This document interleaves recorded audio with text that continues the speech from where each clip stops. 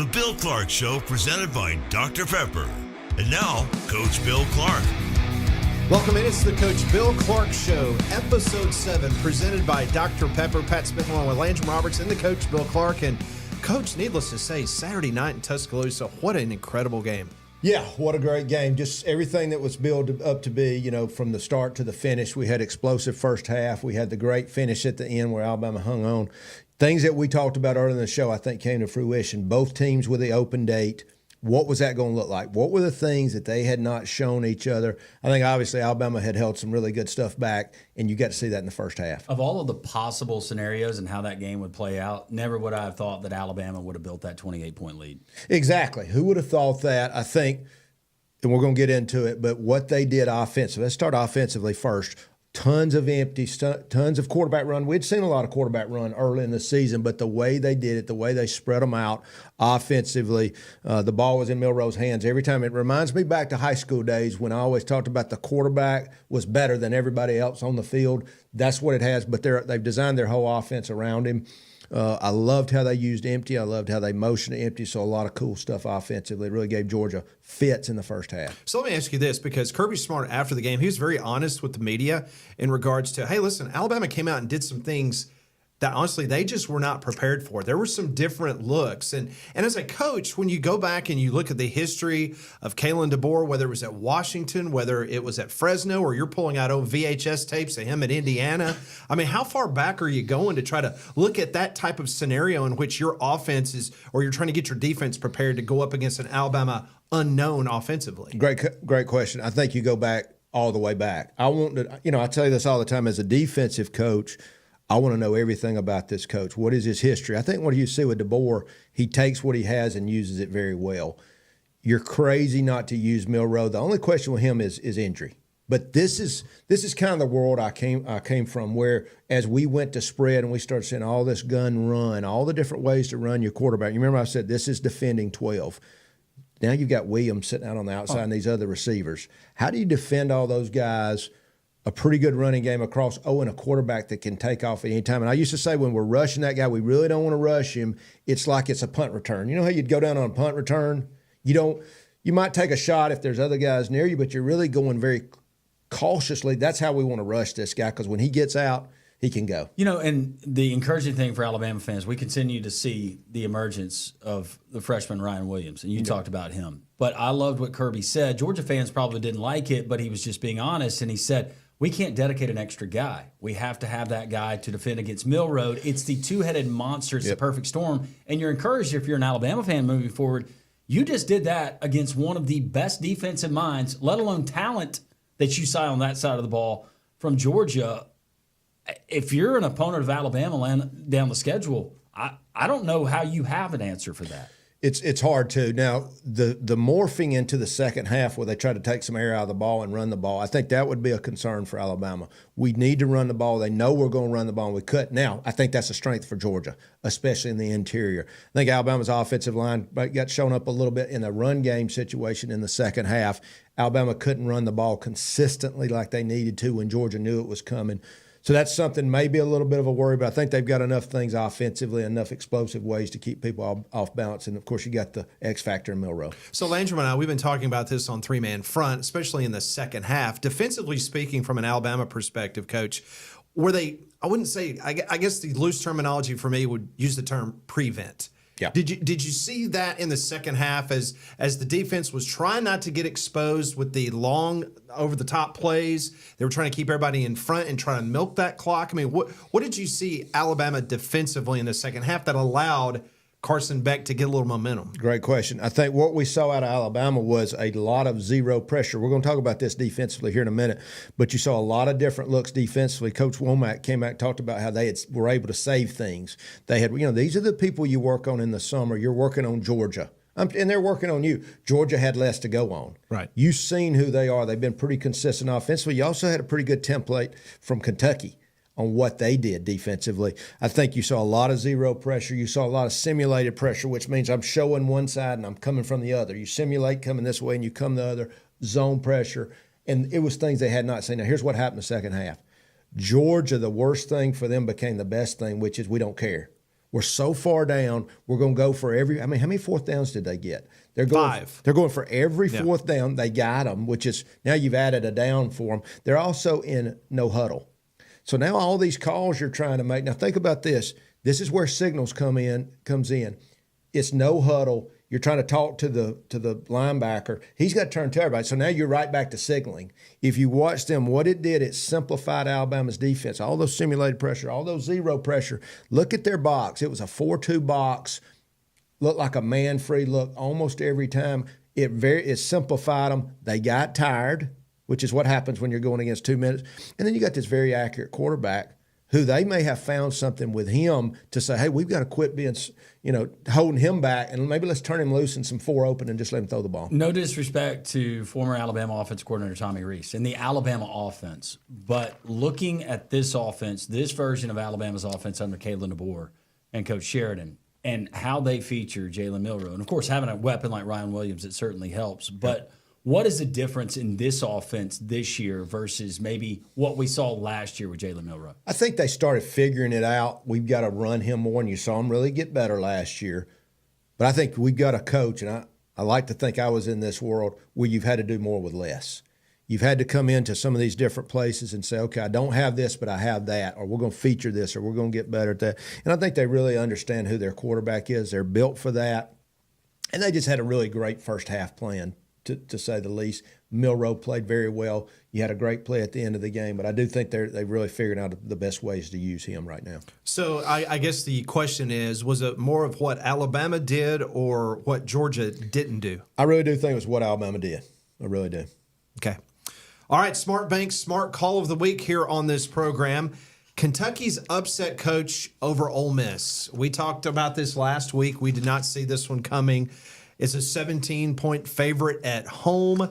You're looking at an offense in Lane Kiffin, one of the best in the nation going into that game, and Kentucky showed up and they pulled the big upset. Yeah, I'm just going to put the glasses on and read some stats. 7 tackles for loss, 4 sacks. Ole Miss was 1 for 10 on third down. They won the turnover battle. Of course, offensively, they were 3 for 3 in the red zone. They were 3 for 3 on fourth down. They've held the last 3 opponents to 36 points or less. So, Kentucky, you've got a head coach who's a defensive guy who gets it. I think now we're going back after we're watching the second half of Georgia and saying, okay, that was a really Kentucky, who almost beat Georgia, really, they're pretty good defensively. They're very good up the front. They're in that 3 down front. I've talked to you guys about the 3 down front with the interior that's really hard to run against. It's called this mint front or the 3 down front now. But they're finding ways to get pressure as well. So I think defensively they did a good job. Obviously, offensively they did a good job on fourth down. They had the big fourth down play at the end of the game that changed the game. Close game, came down the end, but it was a huge win for Kentucky on the road. So you got to give them tons of credit. So if I'm Shane Beamer, I'm South Carolina, that staff getting ready for Ole Miss coming in to Columbia this weekend. Is there a recipe? Is there a blueprint? How Kentucky did it? Can they defend and take some things away in Jackson Dart in that offense? Yeah, it's very interesting. So look at South Carolina and look at Kentucky. They're built differently. South Carolina is very strong in the interior. South Carolina has got those 2 really good edge rushers, specifically that freshman. So that's a 4 down with South Carolina and 3 down. Even though they're all going to be very similar, I think personnel they're a little bit different. I think they're probably going to rush the passer well. But what Kentucky is able to do is say, you're not running the ball. So all that inside zone read to form those RPOs, that was just shut down, and I think it allowed them to play the pass game better. All right, so let's talk about in regards to Ole Miss and the psyche of this football team. I know, unfortunately, you've probably been there as a coach at times where you've lost to someone that you thought that technically you shouldn't have lost to. How do you get these kids back motivated? Because it's a lot different nowadays, Coach. I know it's an expanded college football playoff, but this team had a lot of pressure, a lot of headlines over the summer that this team was college football playoff bound, and all of a sudden, this is a must-win this week. Yeah, this is where coaches, earn their money. I do think kids are more resilient than we think they are. I think sometimes, that 24-hour rule, I would always be amazed sometimes that we just got back on the practice field and those guys were like, they're moving to the next one. Now, they're going to hurt. But we've seen enough teams with one loss and how they've handled that. So this is, once again, sometimes you just need to get back on the practice field. You need to put that one behind you, and you're already watching the film for this next group. That's the one good thing I always used to say, man, it's a killer and it's tough, and especially with social media, people keep playing in your head, but you are forced to move on. You have no other choice. And the way that it plays out, and for Ole Miss fans, and we looked at the schedule for the Rebels heading into the season, we thought, well, this should be a bottom line 10-2 at worst regular season team. Now South Carolina, they, to their credit, look much different than they did in the offseason. Yeah. Now you've got an LSU team that's got a bye week, and they're getting ready for you to come into Tiger Stadium in a night game in Baton Rouge coming up next weekend. All of a sudden, you do start feeling some of that pressure, I would think, if you're an Ole Miss player. Yeah, and I think you see that schedule. I mean, it's not like you're not looking at it. I mean, Lord, who's open before us? Who have we got next? How are we going to feel the week before? Man, we got to win this game because I know how hard this one's going to be. Obviously, that's the world they're in. I mean, it's brutal. It's week in, week out. The bottom dwellers, so to speak, are good, especially at home or when they're coming after a loss. You know, those guys are fighting for their lives. Those kids are on scholarship. Those kids are getting NIL money. That coach, you know, and that's why I always say you never know what's going on, not counting an injury or a mindset or reading your press clippings or whatever. That's the job you have to do as a head coach. It's so hard. Keep everybody's head screwed on and maintain that focus week after week after week. Well, no question about it. Kentucky with the Smart Bank Smart Call of the Week, and that's a good call for a lot of people to go call Smart Bank. Yeah, you know, I've had a lot of friends that have started using the guys at Smart Bank, and they say it's small town banking. It's what we all grew up with. That's what I love. It's easy for me to say use those guys and have other banking relationships in our history. But I know Smart Bank, they're guys you can count on. They'll get you answers very quickly. Web Concrete and Building Materials, building blocks to victory. And the matchup we're going to kind of go into is Georgia and Auburn, Coach. And you were at Auburn last Saturday, and just an impressive game plan, in our opinion, in regards to what Auburn was trying to do against Oklahoma, and had that one mistake that really cost them. Yeah, you know, I think from really other than the first drive by Oklahoma, really top to bottom, so impressed with the game plan. I thought all sides of the ball need to get in Hunter's hands more. But I thought the quarterback played well. I thought he made great decisions to the end of the game. Oklahoma, very talented defense. They moved the ball on them. I thought their defense played well. Had the mistake right before half, and I think that was questionable. They got out there in time to kick the field goal, get another chance. I mean, some of that's got to go to the kicker. I don't think they handled the clock probably as well as they should, but I was very impressed with them as they go in to play this really good Georgia team. Hugh Freeze owning it in his press conference on Monday and talking about some of those situational things that happened in that game. Probably should have run it here, done that. As a coach, without getting in your own head and becoming your own worst enemy, moving forward, does a guy like Hugh Freeze, because he's been at it for a while, does he learn from these mistakes? And you think Auburn is better for it? Yeah, I think you should learn from them. All those mistakes, I was telling somebody about, whether it's a Hail Mary or turning the ball over to lose a game. And I think that's why your players always think you're crazy if you're that guy. If you say, look, I've lost this game before this way, we're not going to lose it again. I think it really affects you. Now, turnovers, and I have a talk I give about the things we believe in as a team, being ready and protecting the team and all those things. Maybe y'all have heard me say these things before. But in that mantra is the ball. The ball is the game. Now, you got to throw the ball. We know you do. But ball security, if I'm sitting here on offense, it is protect the ball at all costs. You brought one of my players in here. He'd say, what's the biggest stat? The ball. So offensively, you're protecting it at all costs. Now, defensively, we've got to get it. But it is the number one stat in the game. It is the number one stat. So that's something you got to look at yourself, hold the mirror up to yourself and say, are we doing the things offensively that are creating turnovers? And that's something, is that a question they can learn from? When we talk about these games, we've been talking about the team that lost a turnover battle usually loses. I mean, they do. Let me ask you a pedestrian question about turnovers. Okay, if you had a player, a running back, that just would never hold on to the ball, or maybe had multiple guys that just would not hold on to the ball, what would you do to try to fix that in practice? I think you're doing everything you can consistently to check his ball security. Is he high and tight? When he gets in traffic, does he do the X? Does he secure the ball as soon as he catches? Is it a big deal? Is he obsessed? Now, you hear how I'm saying So this. basically, more is it a mechanical thing or is it a psychological thing? That's what you're kind of reviewing in practice. And I would say this with Dwayne McBride. Do you remember Dwayne McBride played for us? Great player. He ran so hard and he took so many shots. A lot of times he would break through tackles and then he would be stood up because he's still fighting. So there was those things where we're really looking at him saying, hey, he's putting the ball on the ground. He's so good. What is he doing? But we talked about it. We worked on it. We obsessed over it. He obsessed over it. Somebody said, well, you can talk about it too much. I don't think so.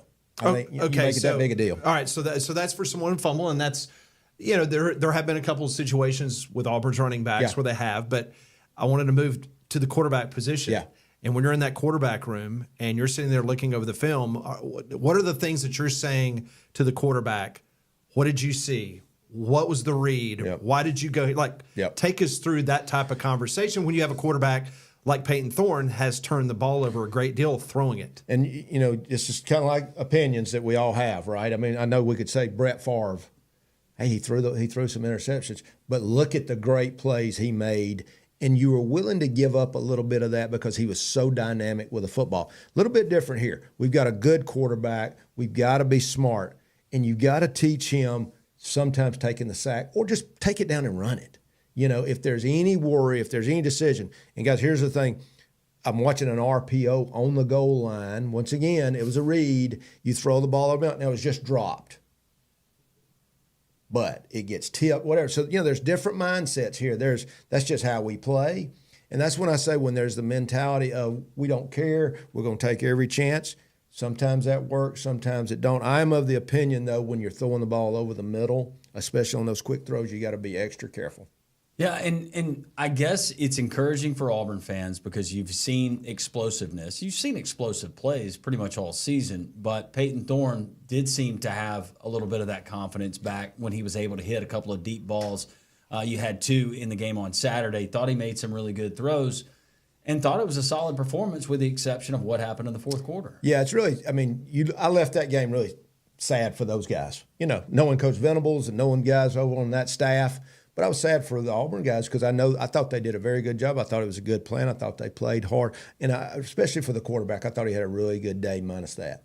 All right, let's talk about the game plan for Auburn because you were there. You saw, obviously, all 22 for Oklahoma. Obviously, Auburn, you were able to kind of digest what you saw, the game plan Auburn had, and you got to see, obviously, later that night, the Alabama-Georgia game. How does Auburn go into this? What is their game plan if you, Coach Clark, was putting something together to attack Georgia? Yeah, first thing you're looking for is where are the weaknesses? You've got a couple good games in a row to look at. You've got a defensive plan that Kentucky used, and you've got what Alabama did in the first half. What did they do? What did they quit doing in the second half? How did Georgia make the adjustments? Obviously, they started going for a lot of fourth downs. They're in four open. You've got some really good templates to look at, and you played well. You played well in this last game, a game you should have won. I think it was a little bit different maybe even the other games. I thought they actually played well. Maybe some of the others, maybe they should have won, but I thought this game they played well. You got to build on that. But I think there's things to look at in Georgia. Now, let's look at the second half of Georgia. Wow. That tells you how good they are. That tells you how well they're coached. I'll tell you, if you weren't impressed watching Kirby Smart, whether you're a fan or not, watch how he coached the whole game. That's my kind of coaching. He's pleading with them. He's imploring them. He's staying on them. That's what it looks like. That's why I'd leave a game exhausted. I'm not sitting over there with my arms crossed. That's what it looks like, how he coaches. So that guy, they're going to be tough. They're going to be tough coming off a loss. So Auburn's got their work cut out for them. There is no doubt. But I do think there's some templates. You're played a lot better, and there's some guys to watch. And sometimes it's just good to get on that road. It's us against the world and embrace that. Offensively, you mentioned Jarquez Hunter and maybe feeding him more. Do you think we get a heavy dose of that, try to shorten the game? Do you think we get more design runs? Peyton Thorne was able to use his legs effectively in the game versus Georgia at Jordan-Hare last season. Yeah. How do you attack them offensively? Well, you got to give Hunter the ball. You got to give him the ball. Now, I think that's Georgia's strength. I think we saw that. That's kind of their strength. So maybe this is kind of a tough week to give him some of the carries you would want to, but you got to keep feeding this guy. the best running backs get better as the game goes on. It's just a fact. We can look at where they were at 5 carries. I'm going to look at Bo Jackson, 10 carries, 15. When they start getting those extra carries, there's just something about it. So you got to give this guy enough carries because he's that good. You also got to work the perimeter. That's what I thought Alabama did a good job. They went out into the perimeter. They gave them different looks. Because Georgia, now, if they've seen it, that's what I always said. If I had seen it, we're going to be pretty good at it because we're going to rep it some more, walk through it, et cetera. So you got to give them things they hadn't seen as well. Webb Concrete and Building Materials, Coach, I know very dear to your heart and good people. Wow, Phil Webb, what a great company, what a great guy. You know, talk about their locations: Oxford Showroom, Oxford Ready Mix, Heflin, Roanoke Ready Mix Center, Pell City, Lumber, Concrete, Flooring, Birmingham, and Homewood, and you get all your building supplies from those guys. All right, ladies and gentlemen, I got a feeling that Coach's top 5 list this week, brought to you by Alabama Power, the Alabama Power 5 of the week. Got a feeling there might be a little shakeup. There better be a shakeup. Oh, I've been threatened here. Yeah, well, threatened. I guess since you guys threatened me. All due respect, come on. No, Alabama's number one. I don't think there's any doubt. They proved that, and I'm probably going to be like a lot of folks. I don't really look at everybody else's, but Texas 2, Ohio State is playing well. I want to see them get some better competition. Tennessee, it's going to be good with Arkansas, right? Coming up, Georgia's 5, Oregon 6, Penn State 7, 8. I've got Miami. 9 is Missouri. 10 is Michigan. USC, I kept them in. They had a big comeback. I guess Ole Miss is still in there at 12, and here comes Clemson starting to work their way up at 13. I included them. Well, if you're Georgia, and based on what we've talked about on three-man front, you know, that schedule and that runway is going to get a lot closer. And if they lose another one, this is a Georgia team. They need Clemson to win that ACC maybe to kind of help that CFP selection committee. Georgia's going to be hard to beat moving out. No offense, Auburn. I mean, I'm pulling for you, but they are very good. I think we saw them in the second half see things.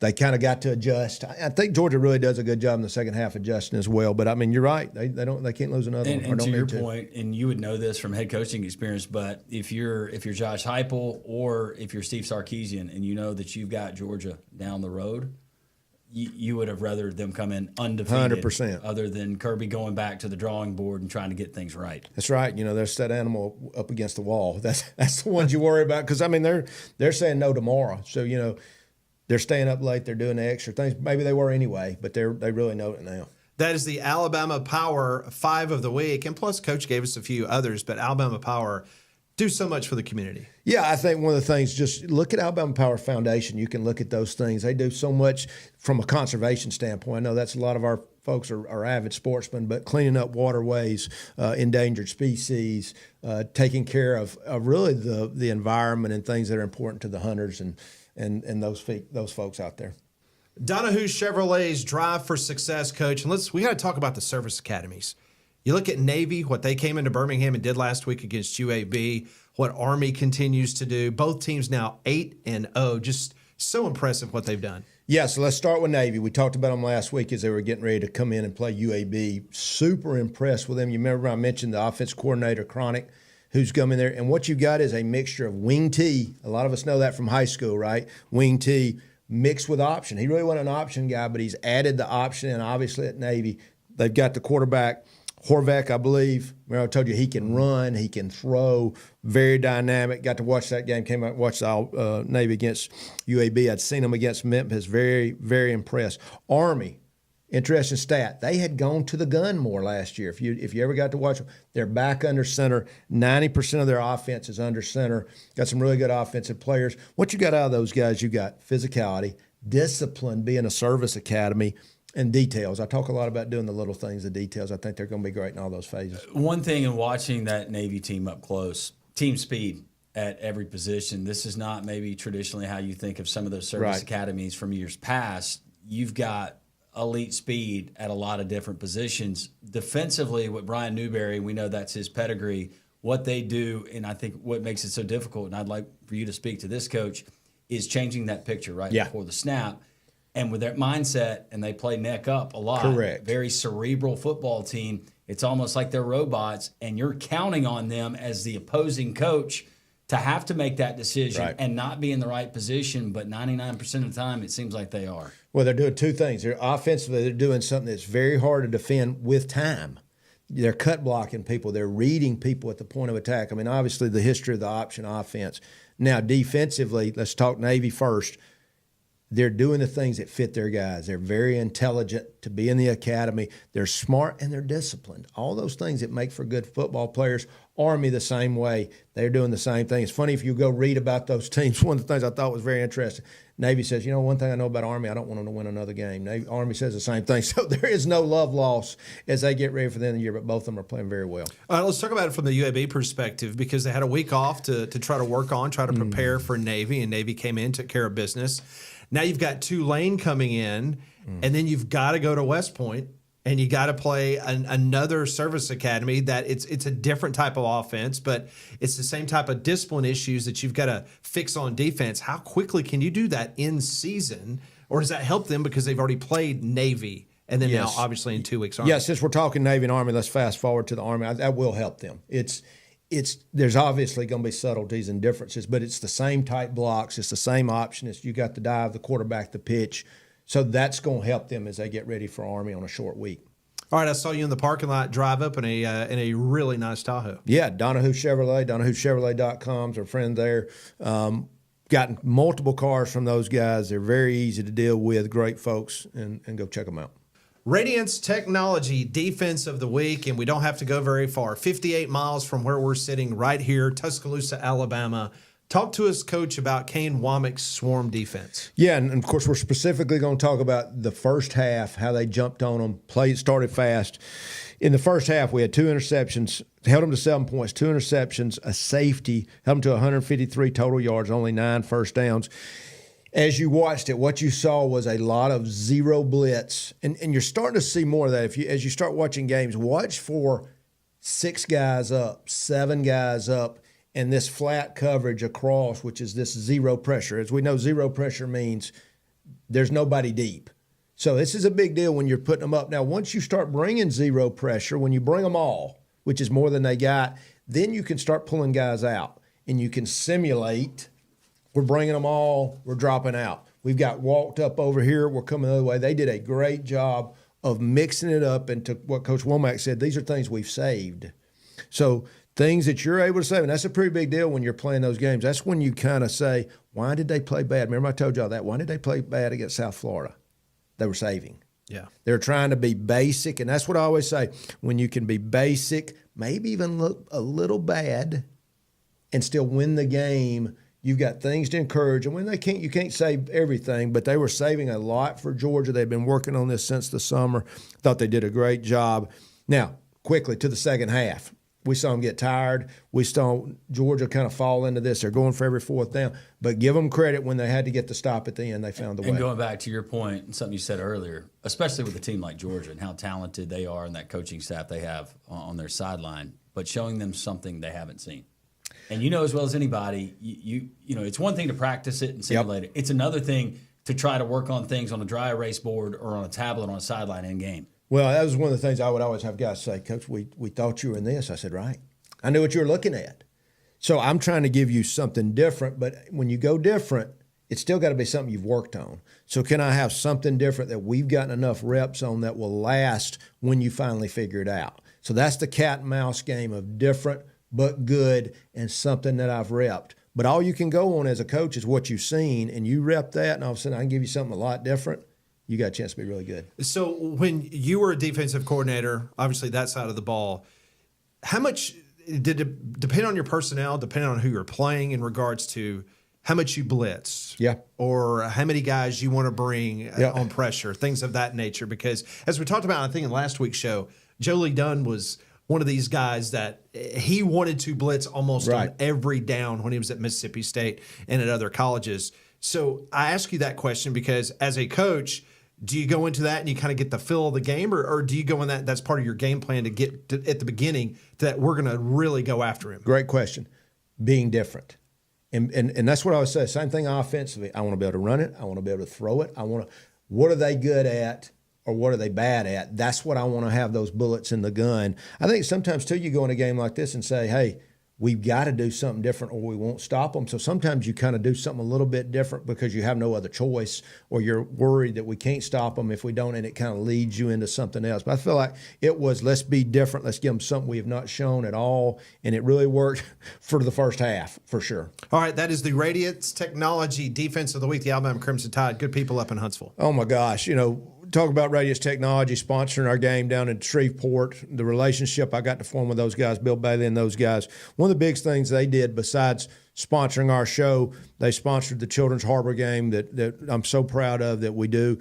Coach Dilfer has continued that game that I did all those years. Coach Vincent did his year. Coach Dilfer has kept it going, and we give money to give uniforms or jerseys, buy the uniforms, but give the jerseys to all these Children's Harbor families. Some of them are patients, some of them have passed on. We're able to give those jerseys to those families and bring them to the game. It means everything to them. So thank you, Radiance, and all our other sponsors. Well, that's going to do it for episode 7. Thanks for tuning in. This is the Bill Clark Show presented by Dr. Pepper. This has been the Bill Clark Show, presented by